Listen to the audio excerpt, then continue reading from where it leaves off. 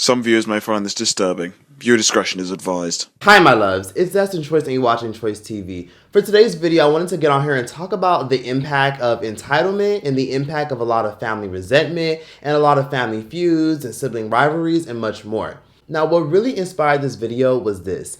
Nicki Minaj recently got into it with her sister online because if y'all didn't know, Nicki Minaj's sister, Ming Lee, who's approximately 18 years old, just finally launched her solo career. She has management, she's gained a really nice following, and the reason she even really has a following and people are paying attention to her is due to nepotism. She's Nicki Minaj's little sister, and there's a massive age gap between them. Her and Nicki Minaj are approximately 20 to 21 years apart, so realistically, they don't really have much in common and they didn't really grow up together. On top of that, Nicki Minaj and her little sister Ming, that's not even her full sister. That's more so her half sister. Ming is technically a part of her dad's side of the family. So if anything, that's her half sibling that she didn't grow up with.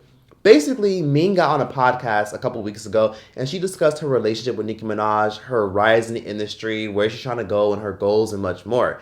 And basically, she discussed that she grew up in the projects, she grew up struggling, her mom didn't have it like that. But what was life like for Ming growing up? It was kind of hard. And I used to be bullied a lot for it because people used to say like, oh, if this person was your sister, why did she do this for you? Why did she do that for you? And it's like, at a young age, it's like, you don't know how to answer questions like those. I never needed her to help me get to my goal. I just needed her to see that I can do it and she can be proud of me without having to think that I needed to have an easy way to get to the top. Is that important to you to feel that sense of independence to do it yourself?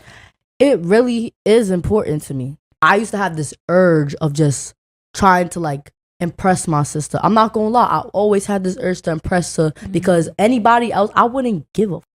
And a lot of people started looking at Nicki Minaj asking, how are you a multi-millionaire with all them M's and your sister is living in the projects and you ain't helping her out? Nicki Minaj immediately went on social media to defend herself during her live stream, and she basically discussed how she's not entitled to give anybody any damn thing for what she's worked for. I think y'all think talent, like you could catch it like a cold, or maybe people could pass it through the genes. Even with blood relation, what God has given to me is mine. You have to go and get your own. You have to discover whatever it is that you're great at. Being a mooch and a clown don't run in my DNA. People gave Nicki a lot of shit for this, but some of y'all gotta understand, not all of us are close with a lot of our relatives. Some of us didn't grow up in a Brady Bunch family. Some of us didn't grow up in a Tyler Perry, Medea's family reunion kind of lifestyle where we have a whole bunch of our aunties and cousins in the kitchen, or a whole bunch of us are in the living room, or all the families and in-laws are on one space in the barbecue lot. Like, a lot of us did not grow up like this. Some of us grew up with a whole bunch of relatives, but a lot of us grew up with a lot of our own segregated circles. People assume that just because this is Nicki Minaj's little sister, that Nicki Minaj should be helping her, but Nicki Minaj doesn't owe this girl anything. If anything, that's Nicki Minaj's daddy's bitch daughter. That's just how I see it, and that's how a lot of us see a lot of our half siblings. It's nothing personal or not disrespectful. A lot of us have half siblings. When I see a lot of my half siblings, or some of y'all see some of y'all half siblings, to y'all that's just your daddy's bitch daughter, like that, or your daddy's bitch son. That has nothing to do with you. Your half siblings are a whole other side of your family that you're not close with. And most of us are usually close with our mother's side of the family anyways. I did check out some of her music, and her music is... I will do whatever you need. You're the one that needs to be near me. You can do anything you need. Just don't be like doing the way. kind of whack. But I do feel like since she's only 18, there's a lot of room for improvement. She claims she can sing. She claimed that she's ambitious and she's hungry and she wants to thrive. Okay, good for her. Let her thrive. Let her grow. She'll eventually build her music career on her own accord. At the end of the day, if she really wants to make it in the music industry, she will. She does not need Nicki Minaj to make it. We have the internet. We have social media. This girl's from New York City. She can thrive and climb that ladder on her own. She doesn't need Nicki Minaj's help. But it would help if you did have a relative or a family member that was willing to help you. Now, it really rubbed me the wrong way, and I feel like it kind of hit close to home a little bit, because I've gone through the phase of entitled relatives and entitled family members who felt that just because I was doing well for myself or I was in a certain field, that they felt like they were entitled to help. Let me tell you a quick story. So basically, I had a horrible situation where I had to cut off one of my bitch ass cousins. Where, if y'all didn't know, I have a cousin who's a struggle rapper and a struggle producer. And essentially, he had hit me up after not seeing him since I was like fucking 12 years old, emailing me saying, "Hey, it's been a long time. Hope you're well. Don't have your new number. Hope you're doing good. Yeah, me and my dad are going through this. We fight a lot. He's abusive. He's this. But hope you're doing good. Hope you're fine. Just checking in on you." Like, he would email me back to back. So I finally decided to just respond to him and just say, "Hey, like, what's up? How you been? What's good?" He responded to my email, and I decided to give him my number because I thought, why not? I haven't seen this guy since I was 12. Long story short, he's talking to me for hours, telling me how he's trying to work in, the music industry, and how he's trying to work with this rapper named NBJ, and how he got like a whole bunch of beats, and how he's like really on the up and coming, and how he's really trying to, thrive. And I told him, good for you, keep going, do what you got to do to elevate yourself, like keep going hard, like don't listen to what your relatives got to say. If you don't want to go to college, you don't got to go to college. Follow what you feel like is in your heart. Accomplish your goals. Long story short, I remember one day he literally texted me, and he would do these weird things where he would screenshot memes from my Instagram. Like, he would screenshot stuff from my story and be like, "Ha ha ha, isn't that so funny? I'm dying laughing at your story, Troyce." And he would text me, put it in the chat. Like, he would try to find a way to force conversation when it's like, I don't really know you. I haven't seen you since I was 12. Like, he would tap in and watch my videos every once in a while and leave a like, and I thought that was cool, but I don't really know you. You know what I mean? Like, I'm grown. So basically, he one day texted me, and he was like, "Troyce, you know what's so funny?" Like, literally texted me to saying this. He said, "You know what's so funny, Troyce? I was literally just talking to my dad about you, and my dad was telling me how you're so selfish because if you really wanted to, you would help me with my music career." I was about to write a big ass paragraph and tell him, "Tell your daddy to fucking catch me outside," and I don't fucking know his punk ass. Like, I was about to like go in and text message. Then I stopped myself and said, wait, I thought this bitch literally told me that he was fighting with his dad. Why the fuck is this bitch telling me that now you're talking shit about me with your dad? And why is your dad so comfortable talking shit about me to you?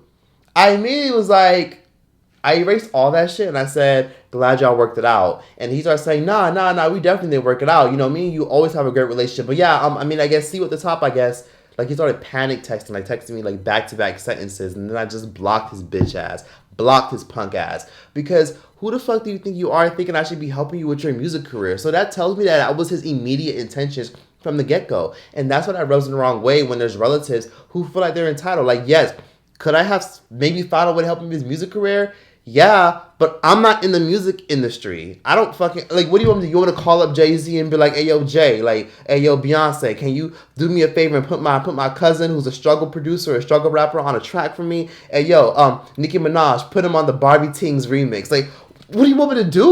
Like, what the fuck do you want me to do? I'm not in the music industry. I can't do shit for you. You want me to fucking call Alicia Keys and fucking ask her to do a joint album with you? I'm not in that field. I know musicians and songwriters and shit, but like, I'm not in that field, so I can just ask people like, "Hey, yo, do this person a favor for me."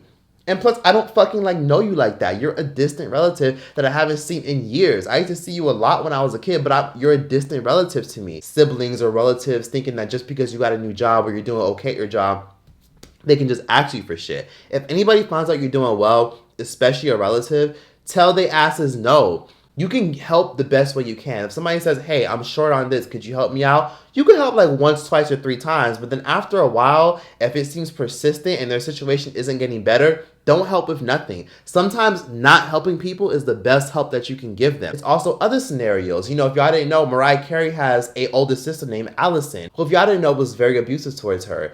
Allison, who was 20 years old way back in the 80s, literally drugged Mariah Carey, who was 12 years old, then tried to sell her to a pimp because her older sister, Allison, was a prostitute and a drug addict. Allison says she's facing serious health issues. She's also admittedly had a troubled life of drug addiction and a record of prostitution. I love my sister, and she's broken my heart so many times. Mariah, who is now on tour, is worth an estimated $510 million. Where now, fast forward years later, her sister Allison all of a sudden wants money, wants help, wants Mariah Carey to do these kind of things for her and do that for her and do this. Now, rest in peace to her sister Allison Carey, because Allison Carey did pass on recently, unfortunately. As of the time of this recording this video, people believe it has something to do with substances, but rest in peace to her. But a few years ago, she did try to go out to the public and say that Mariah doesn't want to help her. My sister's leaving me high and dry. I'm in these homes. I don't know what to do. I'm struggling with substances and mental illness and much more. A lot of people just don't believe that something like that could happen to Mariah Carey's sister. It's hard to imagine. I'll tell you what, I would never let someone that I had ever loved be in a position where they could be sleeping in the street, you know, and I never tried to help them in any way. I can't even imagine it, and I don't think anyone else can either. But what's interesting is this. Mariah Carey has helped her. In fact, Mariah Carey also got custody of her children because back in the mid-90s, she was unstable to be a fit mother. Michael, Mommy loves you very, very much. I'm doing everything in my power to get you back. I need you in my life. I love you so much. Everything's going to be okay. Allison's only goal is to get her son back. That was the purpose in filing the police report, and that's why we're here now. So Mariah Carey had to partially raise her children, and Mariah Carey has offered help and has even given her money. But of course, you can't help someone that doesn't want to be helped and that's damaged. People with substance abuse and addiction issues have a demon that's possessing them that even you can't tame. Something sinister that causes them to steal, cheat, lie, and manipulate. So the best thing you can do is distance yourself from people like this. Then on top of that, she even went as far as going on these weird campaigns trying to tell people that there were satanic rituals being done in her and her mom's household to help Mariah Carey become famous since Mariah was a little girl. There was a close family member involved in a satanic cult. Used to force me to attend certain rituals. There were a lot of things that I witnessed that, you know, were like secrets that you wish you didn't have to hold on to. People would be wearing black robes with hoods, you know, so you couldn't see their faces. And they'd be walking in a line, chanting the usual things that satanic cults do, like drink blood. They do that. I did suffer sexual abuse during the... And then there's other scenarios, like, for example, 50 Cent and his first baby mama. If y'all didn't know, 50 Cent and his first baby mama basically had a lot of issues many, many years ago, back in the early 2000s. It was a public feud. 50 Cent's first baby mama got a lot of entitlement. She did hold him down. She was there for him before he made it and before the money. But then once the money started flowing and the money started coming in, she then got to a point where she kind of felt as though that she deserved more than she needed. And 50 Cent did discuss this in his book, Hustle Harder, Hustle Smarter. When I first got together with Shaniqua, neither of us had much. We were both living in what we perceived to be the bottom. Our goals didn't extend much past having a decent place to stay and fresh clothes to wear.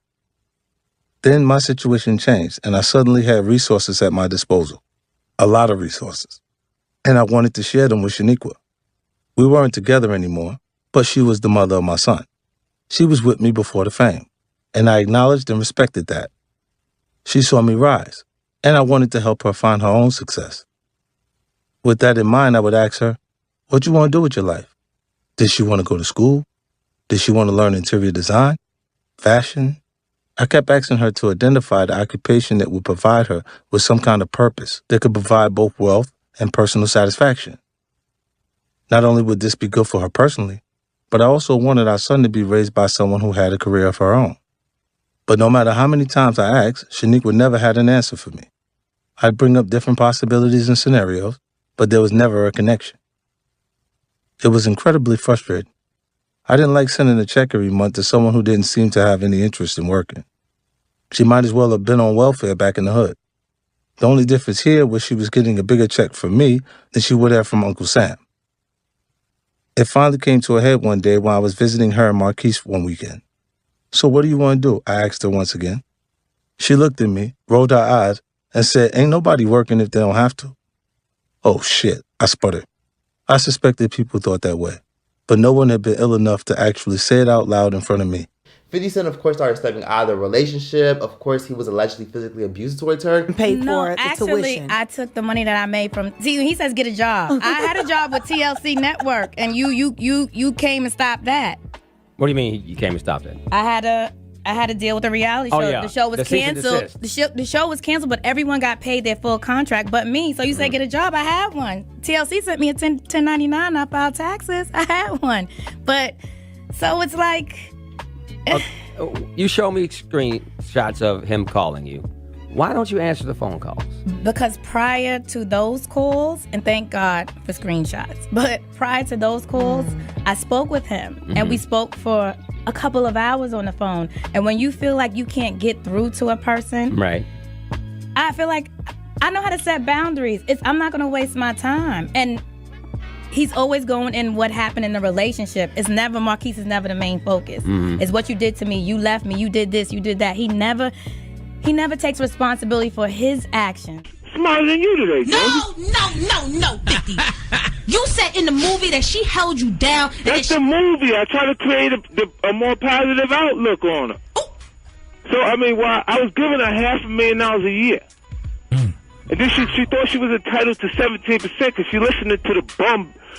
Oh, man, these chicks that she be having around her got to think because New York State lost it, you entitled to 17%, girl. You see all that vitamin water money going in. I can hear that now. Can't you hear that now over apple martinis? That's what happened. And then while I was giving her money, like I was giving her $25,000 a month. And she went in, she thinking she going to get $50,000. Oh, damn. Wow. You see what I'm saying? And then when the reality hit her, like that 17% is real, but it applies to $80,000. If you're making $40,000 and your man is making $40,000, they want 17% out of his check directly to apply to the child. See, you the one that said she was a nurse. He's a nurse. 50, what is good with this dude? When did he move in? Did he really move into the crib? Yeah, he did. He stayed there. Because first of all, you can't rely on somebody forever, because what if they weren't there? Then what would you do?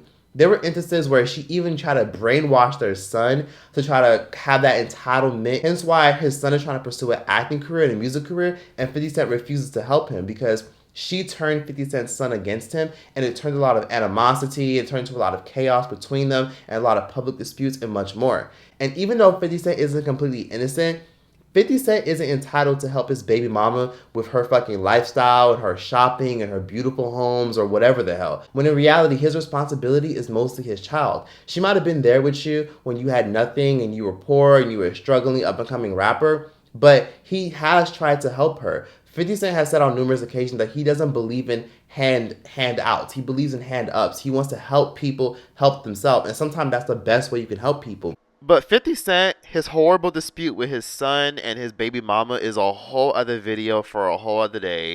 What do you think happened? Mr. Jackson business. You do think so? Yes, I know so. Why do you say that? He threatened me on Monday. He did? He threatened me. Look, watch what I'll do. I'll have someone come kill you. He threatened me. He threatened me on Monday, and this is what he did. How long were you two together? We were together for 13 years. The relation just ended over a year ago. He cannot accept that I have moved on with my life, and he felt like he was going to strip me of everything. And I didn't allow it. I fought back, and this is what he's trying to do. He tried to kill me and his own child. Why do you know that? He threatened me. He told me he would. He told me he would have someone come do something to me. He told me he said, watch what I do. I have someone come kill you, and that's what he did.